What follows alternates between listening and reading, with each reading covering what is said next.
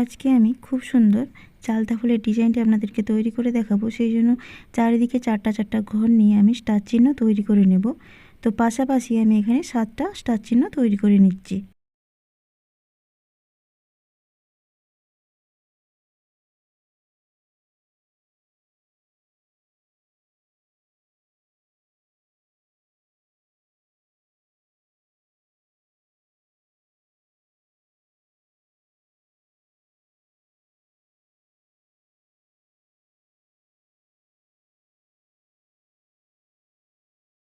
সাতটা স্টার চিহ্ন তৈরি করার পর ডান দিকের কোণে আবার কোণাকোণি 7টা স্টার চিহ্ন তৈরি করে নেব। এই স্টার চিহ্নটাকে নিয়ে কিন্তু আমি এখানে 7টা স্টার চিহ্ন তৈরি করব। তো এইটাকে নিয়ে অর্থাৎ মিডিলে আমার 5টা স্টার চিহ্ন আমি তৈরি করব। 6 নাম্বার স্টার চিহ্নটাকে নিয়ে আবার যথাক্রমে লম্বালম্বি 7টা স্টার চিহ্ন তৈরি করে নেব।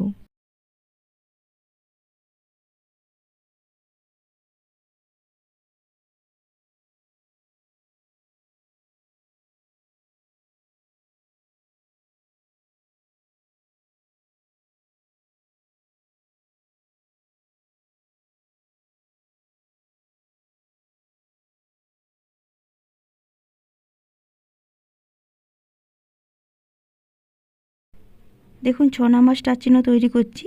এর ওপরে আবার দুদিকে লেভেল সমান রেখে এটাকে নিয়ে 7টা স্টার চিহ্ন তৈরি করব। তারপর আবার কোণাকোণি 5টা স্টার চিহ্ন, 7 নম্বর স্টার চিহ্নটাকে নিয়ে এইভাবে আমি একটা ঘর তৈরি করে নেব।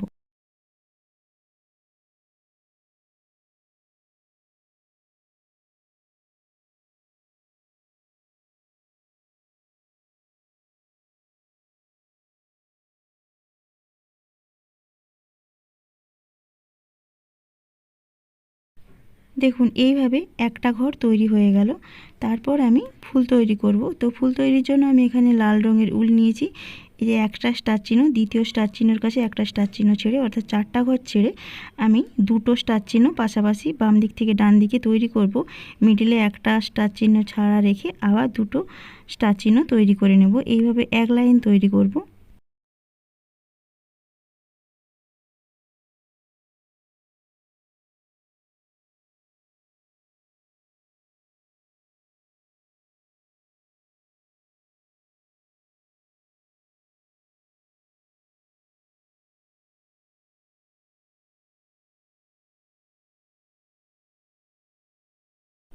তারপর আমি দুদিকে 2টো স্টার চিহ্ন বাড়িয়ে নেব, অর্থাৎ এখানে পাশাপাশি 7টা স্টার চিহ্ন তৈরি করে নেব। তো এখানে 7টা করে স্টার চিহ্ন দুদিকে লেভেল সমান রেখে আমি 3 লাইন তৈরি করে নেব।